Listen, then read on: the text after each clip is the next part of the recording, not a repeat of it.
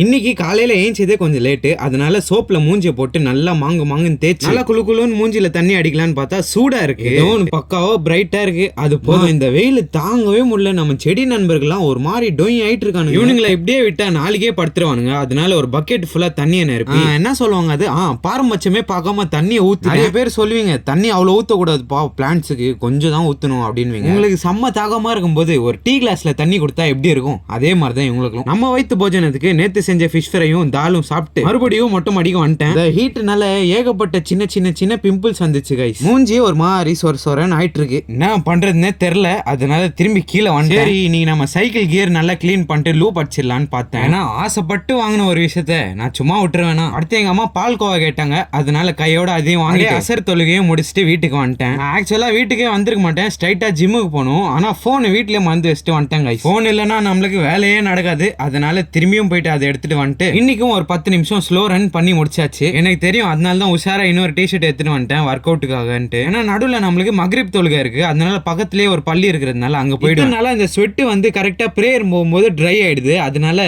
இன்னைக்கு டிஷர்ட்டே மாத்தி எடுத்துட்டு வந்துட்டேன். வீட்டுக்கு வர வழியில ஒரு 6 முட்டையை பார்சல் கட்டிட்டு வந்து அது ஓரமா வச்சுட்டு நம்ம சைக்கிளை தூக்கிட்டு ஒரு சின்ன ரவுண்டு போலான்ட்டு ஒரு முடிவு. இன்னைக்கு நம்ம சைக்கிளிங் தனியா தான். ஏன்னா முயற்சி கிட்ட கேட்டா அவன் ஜிம்முக்கு போனதே பேல் ஆயிட்டு இருக்கான். பாட்டுக்கு அமைதிபுரத்துல ஒரு பெஞ்சை பார்த்துட்டு கேமரா பிக்ஸ் பண்ணி உட்காந்தேன். பக்கத்துல ஒரு தாத்தா உருன்னு பார்த்துனே இருக்காரு. அவர் என்ன நினைச்சாருன்னு தெரியல. ரொம்ப நேரமா பாக்குறாரு. நானும் கான்டாக்ட் அவாய்ட் பண்ண பாக்குறேன். ஆனா முடியல. செம்ம சோர்வாயிட்டேன். அதனால வீட்டுக்கு வந்து ஒரு மிக்சிங்க போட்டு தண்ணி குடிச்சிட்டேன். அந்த கையோட ஓரமா வச்சு முட்டையை செஞ்சிடலான்னு சொல்லிட்டு ஸ்டவ் ஆன் பண்ணிட்டு ஆன் பண்ண அந்த லைட்டர் வச்சு முட்டையை உடைச்சு 2 முட்டையை போட்டேன். அவ்வளவுதான் நண்பர்களே. நைட்டு சாப்பாடு சாப்பிட்டு எடிட்டிங்கை பினிஷ் பண்ணிட்டு தூங்க போயிட்டேன். ஒழுக்கமா இருங்க. By guys.